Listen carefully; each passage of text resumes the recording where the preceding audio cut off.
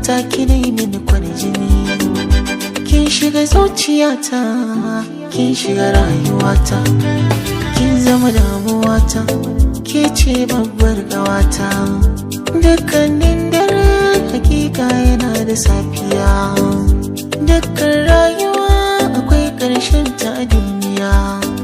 Masoyi baya amsa suna in bai da masoyiya. Ni dai kun ga tawa ta zarce ta kowa, ita ce mai ban kulawa, halinta abin yabawa. Ta sani in bance komai, raina yayi daci, in jikina yayi zafi, ta sanya min mafici. Babu yake banda yake, banda kamar ki duniya. Hannu mu rike da ni da ke, a sannan mu zaga nahiya.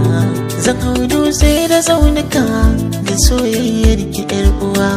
Zan shiga kogi da rafuka in haye kowane irin ruwa.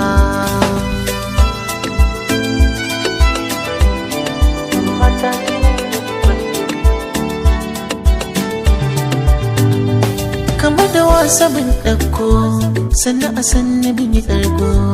A yanzu na wuce bako, ni ne ƙarshe ni ne farko. Faɗi ku ƙara, wata da zara, Allah ya tsara, babu dabara.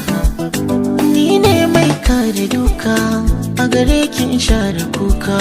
Damina rani da kaka, wahalar ciki zana ɗauka a kanki.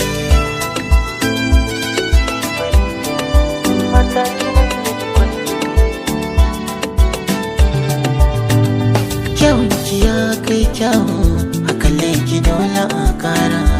Da ke idan na je yawo, samari su gan sun tsara. Don Allah ta hoki ta da wuri, mata su tashi su baki wuri. Kwalliyar ki ce mai haska gari, ba ni gane kowa kina guri. Salam salam sallama, na zo ki ban ruwan zama. Cikin ƙauna na tsindima, ni wanka a korama. Ba saurin cututtukan so, tun da kin faɗa ni kike so. Kin wanke magauta da soso, mun kai ƙarshe a lambarin so. Da ni da ke tsallake